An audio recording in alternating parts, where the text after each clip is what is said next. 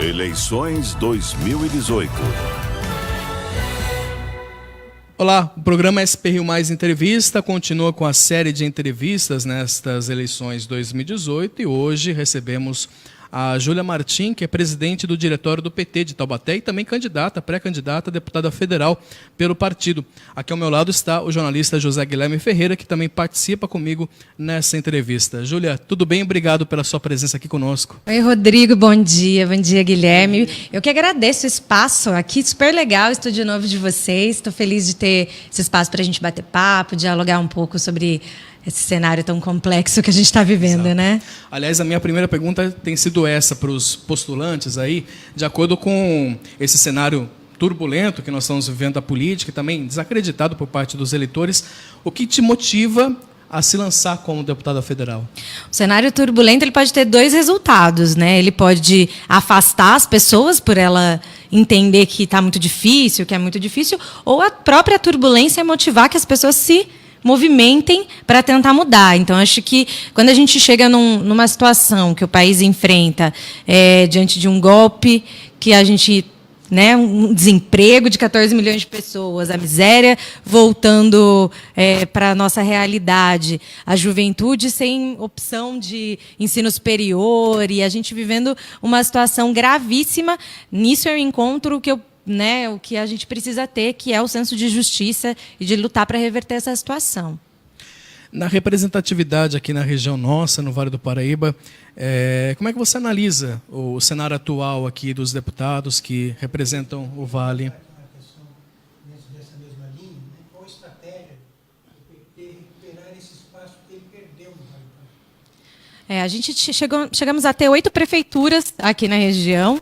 Perdemos as prefeituras, passamos... Acho que o partido nacionalmente sentiu muito 2016, o processo de golpe, mas o resultado do pós-golpe, né, nesse período que a gente está vivendo ainda durante o golpe, tem sido de crescimento do partido. As pesquisas mostram que o PT ele aumentou na preferência da população, continua sendo, mas hoje já está na casa dos 20% do partido, da população que diz ter o PT como partido preferido, disparado na frente de todos os outros partidos. Se eu não me engano, o segundo colocado tem lá 7% e nós batemos os 20%.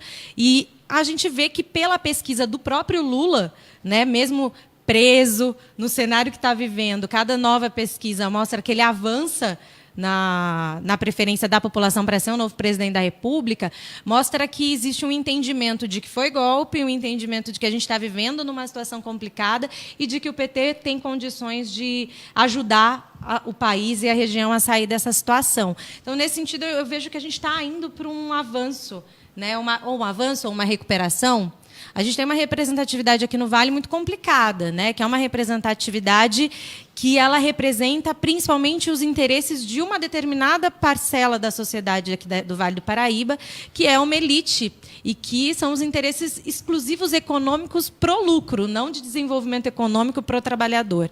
Hoje o Vale do Paraíba tem representantes em Brasília que foram, por exemplo, favoráveis ao governo Temer, que foram favoráveis à própria reforma trabalhista, né, justificando que a reforma trabalhista seria uma geradora de empregos, e a gente já denunciava que era impossível, né, quando você retira direito do trabalhador, gerar novos empregos, e as pessoas não acreditavam muito. Agora está comprovado que as mudanças elas não foram efetivas na geração de emprego, o desemprego aumentou. Então, a gente entende que o Vale do Paraíba precisa de uma representatividade que seja das trabalhadoras e dos trabalhadores. Vocês pretendem lutar contra essa reforma trabalhista? De que maneira, né, você atuando lá em Brasília? Qual seria o seu papel diante da reforma trabalhista atual? O PT assumiu um compromisso, né? A gente tem um compromisso, todos e todas as parlamentares que forem eleitas em Brasília têm como principal tarefa, logo no começo, junto com o presidente Lula, de pôr em votação o que a gente chama de plebiscito revogatório. Então, uma vez que a gente tem o entendimento de que esse governo não é legítimo, a gente entende também que as medidas que foram aprovadas durante esse governo, elas também não têm legitimidade democrática.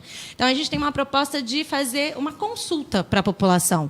Não é chegar lá, dar uma canetada e desfazer tudo que foi feito, não. A gente abrir para a população dizer o que ela acha que foi bom, o que ela acha que foi ruim e aí legitimar ou deslegitimar essas mudanças.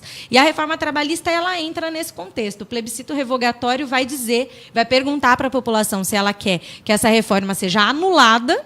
E aí a gente volta a rediscutir uma reforma trabalhista que seja pensada para garantia e ampliação de direitos da classe trabalhadora, né? E aí a população vai votar para dizer o que ela pensa sobre esse assunto. O voto da maioria, a gente mais uma vez defendendo o processo democrático, é o que vai ser soberano nas gestões do PT. Dizem que na próxima legislatura de presidentes e parte aí do Congresso, né? A questão da Previdência será uma discussão também fundamental, né? Eu queria saber a sua posição em relação à reforma da Previdência. É interessante porque a gente sempre fez o debate sobre a necessidade de rever a Previdência, ou a forma como as coisas estão estabelecidas hoje no Brasil. Esse debate não é um debate novo, né? É uma coisa que já tem sido construída há muito tempo. O que é novo é a proposta, que também não é tão nova, mas é a forma que eles colocaram, a proposta que foi muito discutida. Tão impopular essa proposta que não teve acordo no Congresso para que ela fosse votada antes da eleição. Porque não que eles não concordem, não que os congressistas lá que estão lá não sejam a favor dessa proposta, mas eles sabiam que isso poderia reverter em perda de voto, significantemente. O que a gente pensa? Precisamos, sim, discutir previdência, precisamos discutir tributo, precisa ter uma reforma tributária, precisamos ter uma reforma agrária, precisamos ter reforma sindical, precisamos ter reforma política, mas não se faz reforma, não se muda coisas no Brasil dessa magnitude sem dialogar com o povo. E sem que essas mudanças elas sejam para a maioria da população brasileira. Eu tenho clareza que a reforma da Previdência, como estava colocada, como ainda está colocada, e o Temer muitas vezes ameaça de esperar passar o período eleitoral e colocar ela em votação, ela é uma reforma para, mais uma vez, destruir o direito de aposentadoria. Pessoas da minha idade, por exemplo, de 29 anos, eu estou com 29 anos, perdem do seu horizonte a perspectiva de uma aposentadoria ou de você conquistar esse direito. E ela é aliada da reforma trabalhista, né? Porque a reforma trabalhista ela já tira um pouco do nosso direito de aposentadoria, uma vez que ela pejotiza a relação de trabalho e que você acaba virando uma relação de empresa, que você perde ali a característica de CLT em muitos momentos, né? Isso dificulta com que a gente consiga entrar num sistema de Seguridade Social. A gente precisa avançar no bem-estar social brasileiro. E, para que isso aconteça, a gente precisa ter parlamentares em Brasília que entendam o que é isso, para começo de conversa, e depois que tenham um compromisso de fazer isso de forma participativa, onde a população seja ouvida de forma democrática e de forma a ampliar e garantir direitos. Nunca, nunca a retirada de direitos pode ser uma alternativa para qualquer coisa no Brasil. Você comentou, Júlia, da questão da representatividade aqui no Vale do Paraíba. Eu gostaria de saber, então, o que você pode contribuir, né, para que melhore essa representatividade lá em Brasília, né, para que, de repente, traga mais investimentos aqui para a região nossa do Vale do Paraíba, para toda a RMI Vale. Quais são as suas propostas, né? O que você pode apresentar de novo aí para melhorar essa situação? O Vale do Paraíba ele não é uma ilha, né? A gente sofre com os reflexos de tudo que está acontecendo no país, principalmente na área de desenvolvimento, na área de tecnologia. É uma região que tem muito jovem, e a juventude hoje é a maior parcela dos desempregados. Então, se a gente tem muito jovem, a gente tem uma grande quantidade de gente desempregada.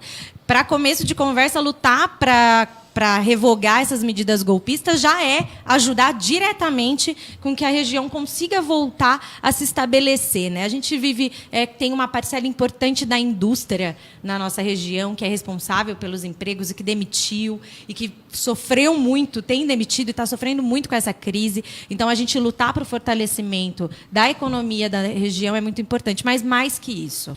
Porque a gente precisa ir para além de garantir o que nós tínhamos, que não era o suficiente. A gente precisa avançar. Então, a gente se propõe a discutir no Congresso a forma de você reavaliar as regiões, né? Por exemplo, as nossas vocações regionais econômicas. Para a gente fortalecer a vocação econômica do Vale do Paraíba, melhorar com relação ao turismo cultural, turismo ecológico. A gente tem que dialogar nos investimentos nas universidades, por exemplo. As universidades elas têm um papel importante no desenvolvimento econômico da região. E hoje elas são deixadas à margem dessa discussão. Eu acho que tem muitos programas desenvolvidos nas universidades que são completamente desconhecidos do poder público e da própria população em geral, né? Precisaria haver um chamamento dessas inteligências, né, para poder contribuir com isso, né? Precisa enxergar as universidades enquanto universidades, né? Porque quando a gente pensa o conceito de universidade, é muito mais do que um espaço que tem uma sala de aula, que vai receber um aluno, que vai pagar uma mensalidade, que vai sair com diploma. A universidade ela tem responsabilidade social, de desenvolvimento regional no ambiente onde ela se instala.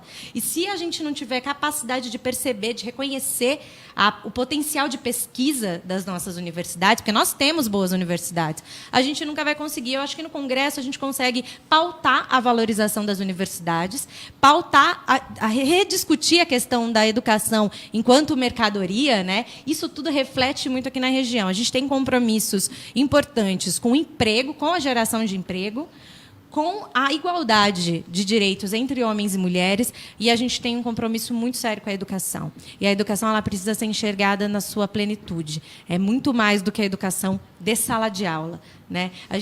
Isso que você falou é brilhante. As universidades hoje, aos trancos e barrancos, sem investimento público, fazem já coisas muito importantes, né? Imagina se a gente reconhecesse a importância disso. A gente não tem, por exemplo, na Universidade de Taubaté, curso de turismo. Então, como que a gente vai discutir? Aí, na época de eleição municipal, o povo fala muito, vamos desenvolver o turismo da nossa região, da nossa cidade. Mas a gente sequer tem a capacidade de pensar como que a gente prepara profissionais para isso, né? E aí, se tivesse um curso de turismo, tem que pagar mensalidades altíssimas. Então, você prepara só uma parcela da sociedade para a disputa desse mercado de trabalho. Isso está errado.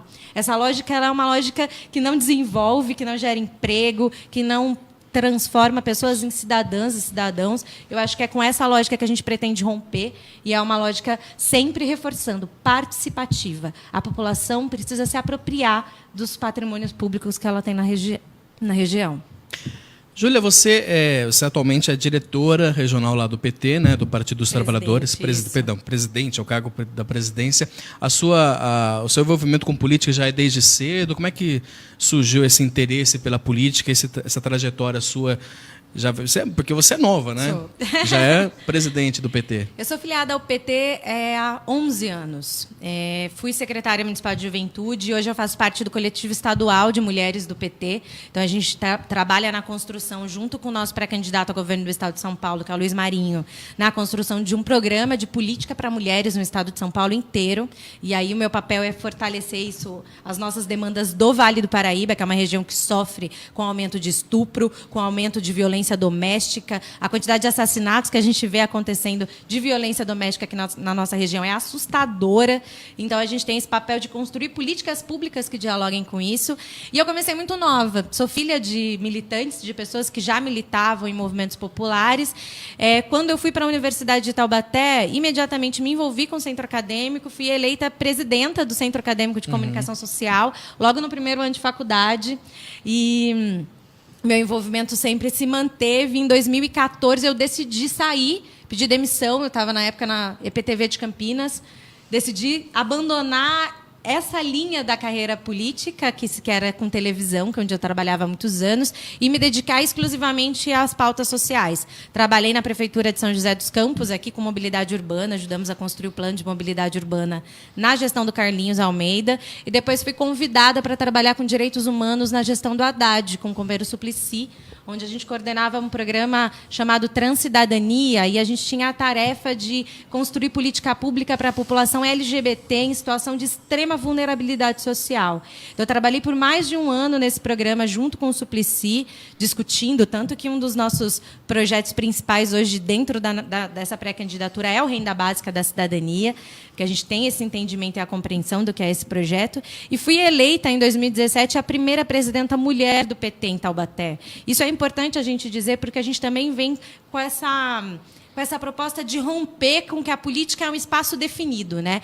Um espaço para homens, homens mais velhos, homens heterossexuais, homens brancos e endinheirados. A gente quer romper com essa lógica. A gente quer construir uma política que seja construída pelo povo. E o povo não tem esse perfil necessariamente. É muito plural, né? Então, lançar uma candidatura, uma pré-candidatura ainda jovem e que tenha um outro perfil de diálogo social, vem para confrontar a política como ela está estabelecida. O nosso comentarista de meio ambiente, Júlio Ottoboni, ele sempre pede para a gente questionar os nossos entrevistados sobre a questão ambiental, né? Que é uma preocupação do Vale do Paraíba também. Eu queria saber a sua posição em relação a essa questão. Júlio Ottoboni, trabalhei com ele num jornal que nós tínhamos, chamava Sociedade Anônima, e ele era editor, foi acho que um estágio que eu fiz e Taubaté. É que foi a única experiência que eu tive com um jornal impresso. Legal. Foi o Júlio Ottoboni, um grande abraço para ele. Bom, a gente não pode pensar nenhum tipo de desenvolvimento regional se a gente não pensar casado com a questão do meio ambiente. Hoje, os interesses econômicos eles passam com um rolo compressor nos interesses do meio ambiente, né? A especulação imobiliária, a divisão injusta e ilegal de terras, como ela é colocada hoje no Vale, o desenvolvimento dos municípios, que é sempre pensado muito mais no carro, na construção, e nunca pensado no que isso pode prejudicar dos nossos rios ou como que isso pode prejudicar o ambiente. E nesses últimos 2 anos, a gente teve aí um declínio imenso com relação a políticas públicas relacionadas ao meio ambiente. O país inteiro foi loteado, uma série de coisas foram desrespeitadas, assim como todas as outras áreas. Essa foi uma das áreas que teve um grande prejuízo diante desse golpe que a gente vem enfrentando. Eu penso que não há outra alternativa para pensar Vale do Paraíba, Estado de São Paulo, para pensar desenvolvimento econômico e regional, se não for casado com os movimentos de meio ambiente. A gente precisa discutir alimentação saudável, uso do agrotóxico, a gente precisa discutir a importância do fortalecimento das comunidades tradicionais, que são importantíssimas para a preservação do meio ambiente, principalmente aqui no litoral norte, em Ubatuba, em Caraguatatuba. E se a gente reconhecer que nós somos parte desse processo, e se a gente respeitar esse meio ambiente, é possível ter construção de política pública e de uma legislação que dê conta de ter um grande desenvolvimento regional sem que a gente destrua o espaço onde a gente frequenta. Júlia, para a gente, já indo nas finalizações aqui, a gente falar um pouquinho sobre a questão da situação de oposição lá em Taubaté, mais especificamente sobre a situação da cidade de Taubaté. A gente tem visto aí, o jornal Vale denunciou a emissão de notas fiscais de refeições aí de mais de uma pessoa por parte dos vereadores de Taubaté, é um escândalo aí que está sendo chamado aí de farra das viagens. Apesar do PT não possuir, né, um vereador na atual legislatura, mas como é que o diretório do partido vem acompanhando esse caso? E eu já queria aproveitar a pergunta para entender também como é que está sendo a oposição diante do governo atual, diante do prefeito Ortiz Júnior, do PSDB, lá em Taubaté. Taubaté tem um histórico de péssimas composições de bancada na Câmara Municipal, mas eu acho que essa bateu o recorde. Ela é uma bancada conservadora, ela é uma bancada que está 99% no colo do prefeito, então é uma coisa que não funciona, é uma engrenagem que não gira. E a gente fica com muita dificuldade de dialogar, porque essas pessoas elas têm essa máquina na mão e eles se organizaram para fazer o mau uso da coisa pública como um todo, né? A gente tem um prefeito que foi um prefeito eleito no primeiro turno, mas eleito condenado em terceira instância por desvio de dinheiro da educação para fazer campanha. Foi muito mais do que o Lula, ele teve mais condenações do que o Lula. O desvio, o valor que é imputado no desvio de verba que ele teria cometido é maior, inclusive, do que é colocado do valor do triplex. Então, o escândalo já é muito grande na cidade, mas uma manobra jurídica permitiu que ele tivesse os votos validados e que hoje ele fosse o prefeito. Diante de um cenário, de uma bancada que está no colo de um prefeito assim, o cenário não podia ser outro, o resultado não podia ser outro, senão denúncias de corrupção. A gente tem clareza de que isso precisa ser imensamente investigado, e se começar a mexer é capaz de encontrar muito mais do que isso, porque a gente acaba escutando, a gente sabe de coisas que, infelizmente, a gente não consegue ter provas reunidas, mas que são muito ou tão escandalosas quanto essa. O PT de Taubaté tem feito uma oposição que não é uma oposição gratuita, oposição pela oposição, mas é uma tentativa de conseguir esclarecer para a população o que está acontecendo, já que essa máquina está blindada pela imprensa, muitas vezes, blindada pelo próprio sistema como a cidade é colocada.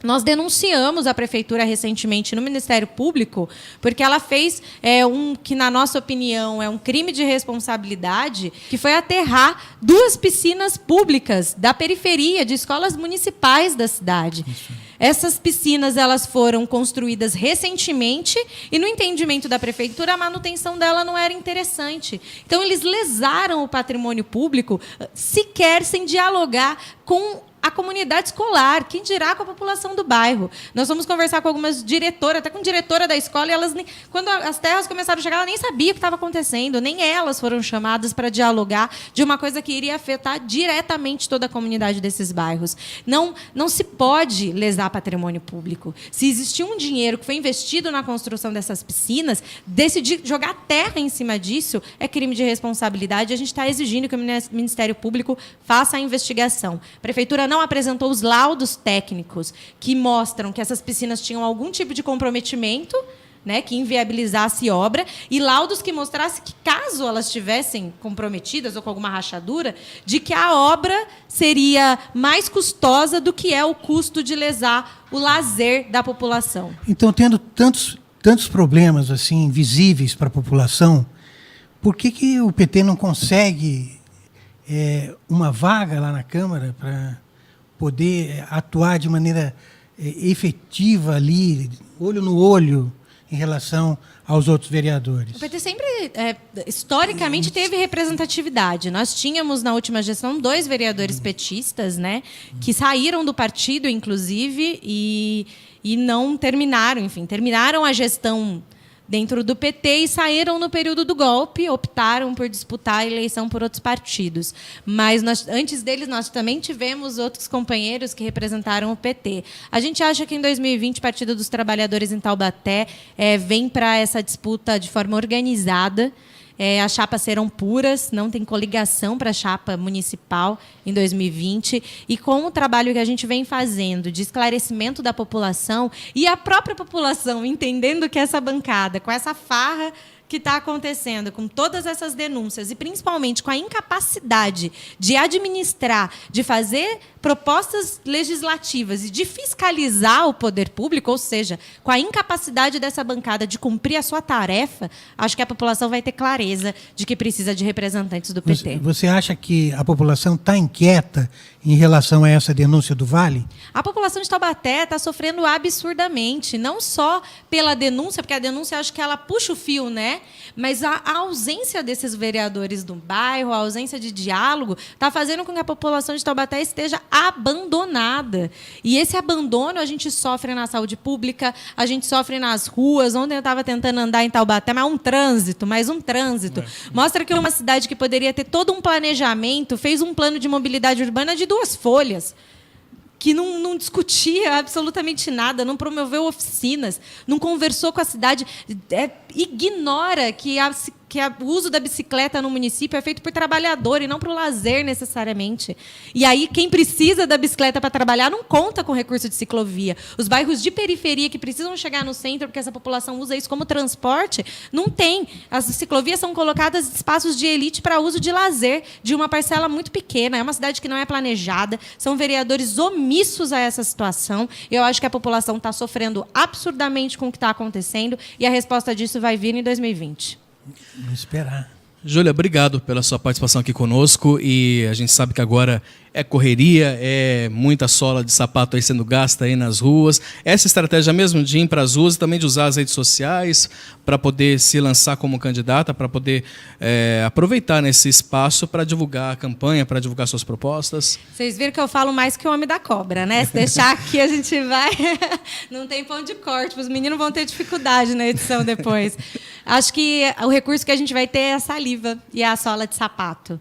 E a compreensão da população da importância de transformar os espaços que a gente vive, de renovar a política, de mudar tudo isso. Eu quero convidar as pessoas a curtirem, acompanhar a gente nas redes sociais. A gente tem um site que é o juliamartin.com.br, e lá tem o Instagram, tem o Facebook, tem... Vai estar essa entrevista, né? Tem essa entrevista, tem outros artigos onde a gente fala sobre opinião, a gente explica as coisas de Taubaté. Eu tenho...